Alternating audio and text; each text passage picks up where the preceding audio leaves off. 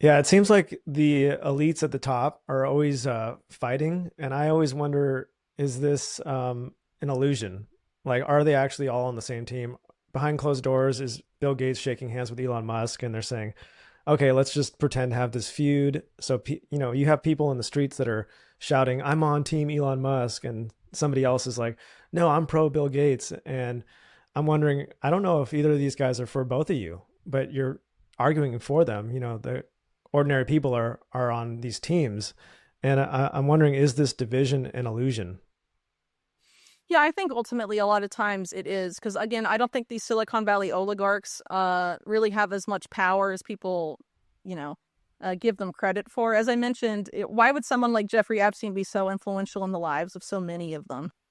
I mean, I would argue a lot of them are pretty effectively controlled by higher powers, and that um, I think once you get that level of money and influence, it becomes dependent on a lot of things. Considering that essentially the power structure in the world, as I laid out earlier, is sort of organized crime and intelligence sort of coming together. You have to play ball with those people if you want to become the richest billionaire in the world. But that's just my opinion. And I think, maybe there are squabbles. I think there absolutely are some squabbles that are genuine. But I think ultimately it comes to squabbles over the spoils and not over the agenda. Who gets what, who gets power over this versus that, but not really about the broader agenda. So as an example, Eric Schmidt, I mentioned earlier, a big Democrat donor, Peter Thiel, a big sort of Republican, libertarian figure. They're both on the steering committee of Bilderberg together, the closed door sort of globalist conference where, top political leaders meet top corporate leaders and decide things in secret. AI's consistently been a big focus of that. Alex Karp of Palantir goes to pretty much every meeting. And it's essentially been divided. I think Newsweek said that it was essentially, Bilderberg was essentially divided between factions of Schmidt and Thiel. But they come together and network and make decisions at those closed door meetings. So how much do they really disagree on? At the end of the day, they both seem to very much agree on pre-crime and an expansion of the surveillance state, and increased digital control over most people. Because if you look at their actions as CEOs and investors, that's what they have, essentially built.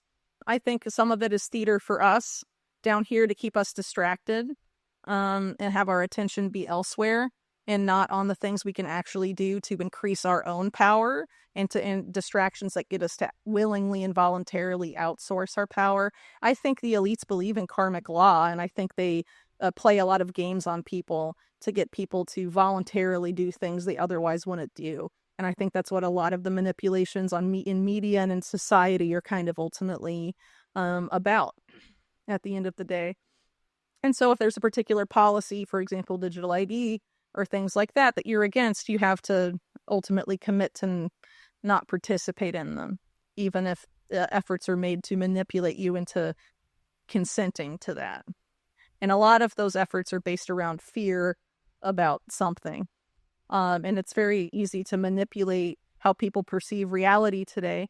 That same Schmidt Kissinger book I've been referencing doesn't refer to AI as like a revolution in the sense of making people's lives easier and all of this stuff, but really a revolution in perception, how people perceive reality. So ultimately, you could argue that the elites sort of view it as the ultimate perception management tool, and I think that's ultimately what it's about. Because if you can control how people perceive, that translates into control over behavior at the end of the day. So if you can get people to alter their perception of a particular policy, like digital ID or programmable surveillable money, and you can manipulate their perception into going from thinking it's a bad thing to a necessary thing to fight, that some yet unforeseen evil or something, then you can get people to acquiesce and onboard themselves to it. Have you heard the term ideological subversion? Uh, Not from anyone in particular, but I think it, can kind of assume what it means. Yeah, there was a video I saw many years ago by a guy named Yuri Bezmenov. I think he was a Russian The spy. Operation Trust guy also. Yeah, I Um, think, mm-hmm. that idea blew me away. That they spend all their spy and espionage resources not towards things that we'd see in James Bond, like dramatic spy games, but it's all towards investing towards changing our education system in America so that we'd be more pro communist or we'd be more anti-American. And it was like a 20 or 30-year plan. And if you can get an entire generation to basically hate their country and align with the ideology of their enemies, then you technically don't have to take them over at all. You don't need a single bullet. Sure. You've taken over their minds. So you just kind of remind me of that idea. It's a very powerful one. Love to get your thoughts on that. Yeah, I think this is something, though, that isn't exclusive to the former Soviet Union. I think it was something the U.S. was also doing in that same era. To Soviet satellite states, or in the Soviet Union itself. I think this is something that elites have been doing to people for a very long time. I think a very instructive video, our documentary into this, is Adam Curtis's Century of the Self, which talks about the work of Edward Bernays, the nephew of Sigmund Freud, that simultaneously developed public relations for the corporate world and propaganda for the public sector, because ultimately public relations is propaganda for corporations at the end of the day, right? So he sort of developed that and saw the masses as sort of these animals prone to animalistic whims, and how to control the masses, and all of that, and how to manipulate them. And then you consider that you have families like the Rockefellers in the U.S. manipulating the education system, and then of course the U.S. exports that model abroad once it becomes an empire, for example. And a lot of these things, in the same with however the Soviet Union was doing it. I mean, obviously that would get replicated in areas that come under Soviet influence. And so, it kind of is, I think, kind of inherent to, the imperial context. And when you have competing power blocks, they're trying to expand their influence in that way by sort of doing that ideological subversion play. And I think people are not really necessarily aware of the degree to which there are efforts to manipulate them today, particularly as it relates to online discourse. It's very hard to know if the person you're talking to is even a real person anymore.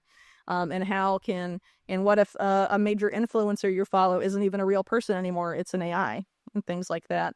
And I think the ultimate goal is to have us not be able to know what's real and what's not, and then be marketed an AI that can help us determine what's real and what's not online, which again feeds into what I mentioned earlier as sort of outsourcing our decision making. But I think ultimately we're being led on this sort of march to global government that is technocratic in nature, and then will be inherently at some point authoritarian, but is going to be marketed as sort of everyone will have a more equal seat at the table type of thing. But I don't think necessarily that means U.S. power is going to wane. I think U.S. empire may actually be the vehicle to instigate some of that, even though people think that, it's against the unipolar world is inherently against that.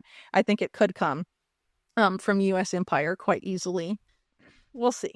But I think ultimately, in order to engineer that type of change and have people be acclimated enough to it, particularly younger generations, you sort of have to erode the concept of national identity and really identity in general, and have any things that normally were hard, rigid definitions of one's identity become fluid and easily changeable and manipulatable based on the desires of the social engineers or the cultural engineers.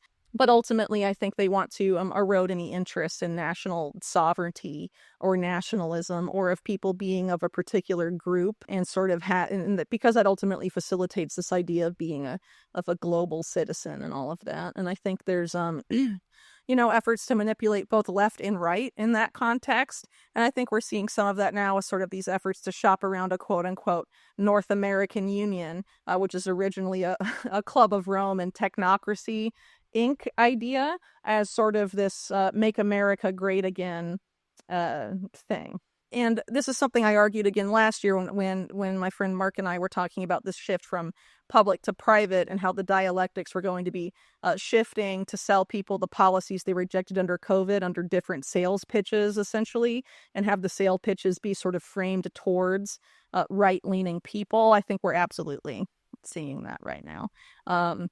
And I think, again, that's why it's important to focus on policies, which things are your red line, and focus less on the rhetoric. Because, I mean, they're going to do their best to sell you all sorts of stuff. But if you knew 2 years ago that digital ID and surveillable programmable money were going to be very harmful to society and freedom, you should know that that will not change, even if the sales pitch changes, and even if it's shopped around now as a cure to illegal immigration or terror attacks or crime. It doesn't actually solve those problems. You can see where digital ID has been implemented in places like India very extensively. It has not done any of those things and is unlikely to do those things at the end of the day. You know, there's a famous Benjamin Franklin quote, I'll paraphrase, where, you know, if you trade your liberty for security, you end up with neither. And that's ultimately what happens here. And when people surrender their freedoms to the government, you know, they rarely get them back. And I think people would be very wise, even if it's presumably the solutions are coming from the private sector and it's described as more innovative and more efficient in all of this stuff. Again, we're governed by a public-private partnership. The public sector is the enabling environment. It's not really running the show anymore. And so you should be wary of digital ID from the public sector. The UN documentation on digital ID talks about selling it from the private sector and marketing it as decentralized, but all of the data would be centralized in a single database globally. So it's functionally still a centralized digital ID system, but they're showing, kind of revealing their hand that they want to market it as something decentralized and something that has a variety of private sector vendors presumably competing for the contracts to implement digital ID in the public sector. But ultimately, all of the data will be centralized and housed by a single authority that can use it to, you know, for all the same, you know, ends that are considered a threat to liberty. Right. So I think people should be very skeptical of the sales pitches and, again, just focus a lot more on the policy. Well said. And I pay attention to what Hollywood's putting out because I think there's a lot of predictive programming embedded in those movies. And I watch the changing narrative over time. And I remember when I was a kid, there was a lot of movies like Deep Impact or Armageddon that were about saving the planet. Like humans have to go out and save Earth. And then there was maybe 10, 15 years later, there was a theme of we need to leave Earth. We've messed Earth up too much and we need to find a new planet like Pandora in Avatar or Interstellar. We need to find a new place. And then maybe 10 years after that, I'm starting to see things like we're not even a species worth saving. Like some new thing needs to come in and take over. And I've seen a similar narrative change with as it pertains to AI. So many movies a long time ago, like Terminator, showed us going to war with AI. And then it was, you know, we were always in opposition with AI and it got dystopian and out of hand. And I recently watched a movie, I can't remember, I think it was a Marvel movie, where AI was like this benevolent, good, godlike thing that took care of society. And then the bad guy was somebody that came in and destroyed it. And I was like, that's a different framing. You know, that's a very different way of framing the thing. So Sure.